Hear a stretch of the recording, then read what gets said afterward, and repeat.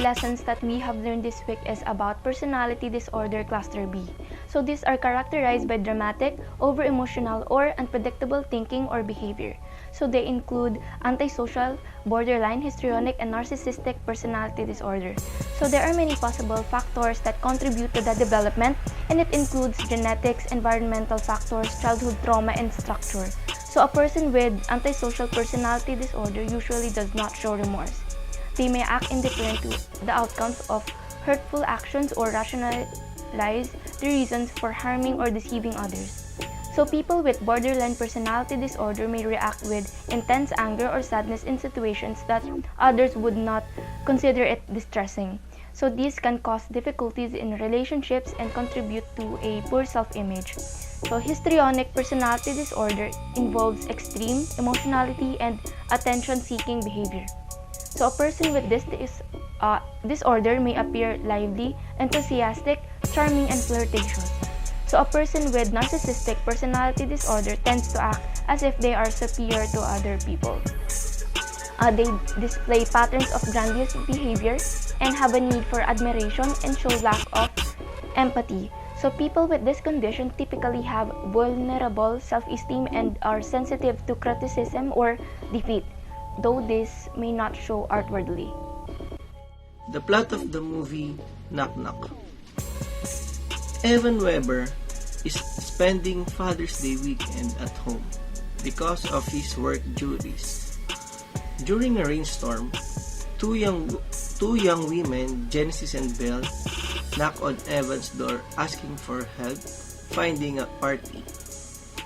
Evan orders an Uber for them, and they become overly flirtatious with him, leading to a threesome. The next morning, Evan finds the girl vandalizing his wife's sculpture and tells them to leave. When Evan threatens to report a break-in, the girls give in and agree to be taken home. He returns them home, clean up their mess, and tries to get back to work. And when the girls break in and knock him out of one of his wife's sculptures, Evan is kidnapped by two girls, by Genesis and Belle, who threaten to FaceTime his wife unless he agrees to do what they demand. Cluster B of personality disorders is known to be dramatic or filled with emotions. So in our discussions, we tackle the 4 personality disorders found in Cluster B. So in the week's activity, we watched the movie entitled Knock Knock starring Keanu Reeves. So what I noticed about the connection of our week's topic in the movie is the behavior of the two girls that seduced, blackmailed, and tortured the main character. Some of the girls' behavior show histrionic behavior where they use sexually provocative behavior. Especially nung first part na kung saan kumatok sila then naghihingi sila ng help. Pinatuloy sila ng main character sa kanilang bahay, then suddenly siniseduce na nila yung main character. Histrionic disorders are characterized by flirtatious, seductive, manipulative, impulsive, and lively behavior. So, the histrionic disorders are included in emotional vampires. So, emotional vampires are vampires that instead of sucking blood, they suck the energy out of you. So, emotional vampires that can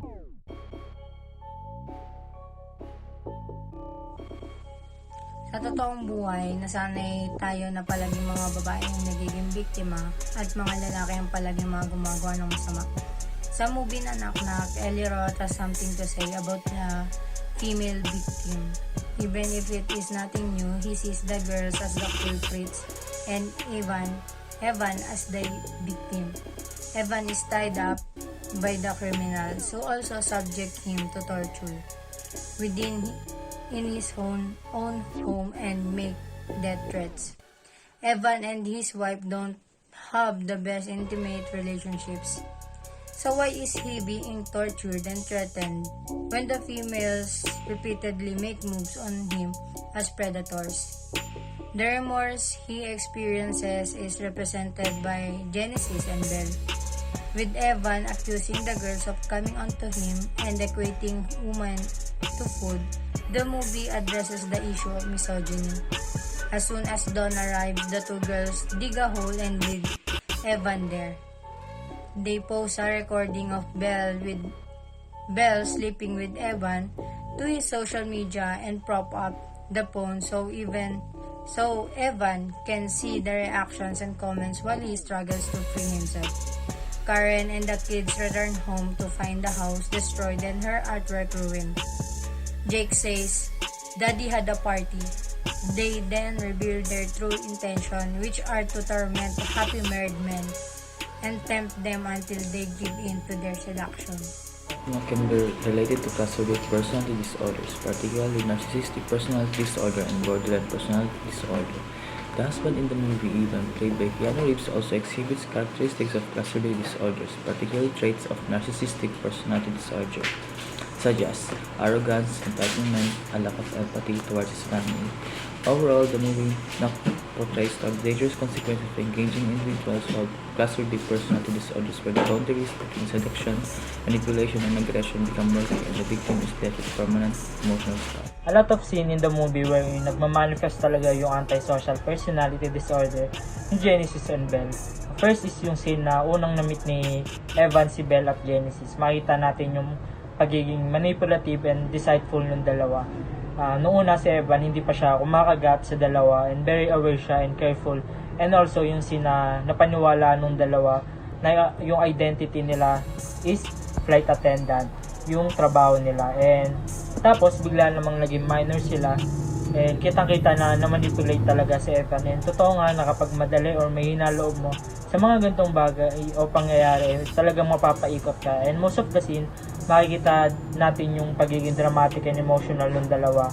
And nung tinali nila si Evan, tapos si Belle naman nakapatong sa kanya and sobrang dramatic niya sa scene na yun. And nag-show din si Belle ng maybe childhood trauma niya. Kasi may sinabi siya dun na, "Why did you do that to me?" No? And sobrang impulsive ng dalawa. Kung anong maisip nila ay talagang gagawin nila. And halimbawa na lang yung scene na inantay nila si Evan para maglaro ng hide and seek, and that could be the end for them, but still di pa rin nakataas si Evan. And last, I think bago mangyari lahat ng yun is planado na yung mga gagawin nila or mga ginawa nila, kasi nung walang tao or kapitbahay, tapos nung nangyari na and nalaman din nila yung part na monster. So talaga makikita natin na na-highlight yung yung pagiging high intelligent nila and they don't have remorse sa mga victim nila. Is an erotic psychological thriller that follows Evan, happily married family man, on an unexpected sexual experience with twin young women, Belle and Genesis. When Evan learns that Belle and Genesis are refusing to leave and are focused on vandalizing and torturing him, he begins to call cops. They persuade him not to call by suggesting that at least one of them is an underage, scaring him into believing that the authorities will find his crime. Their claim of being raped is horrific because they are lying about it, and it reflects their depravity. In order to connect our last discussion, Cluster B of personality disorder is known to be dramatic or filled with emotions. Cluster B is characterized by flirtation, seductive, manipulative, impulsive, and lively behavior.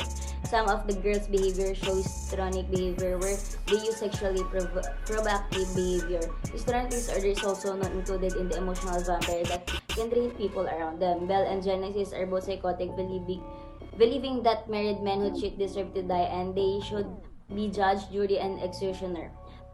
Genesis serve as the two's brain, defining their goals and motives. Belle's madness is particularly obvious as a result of her stepfather's molestation. A doctor may offer dialect behavior treatment, DBT, and cognitive behavioral therapy, CBT, to Belle and Genesis.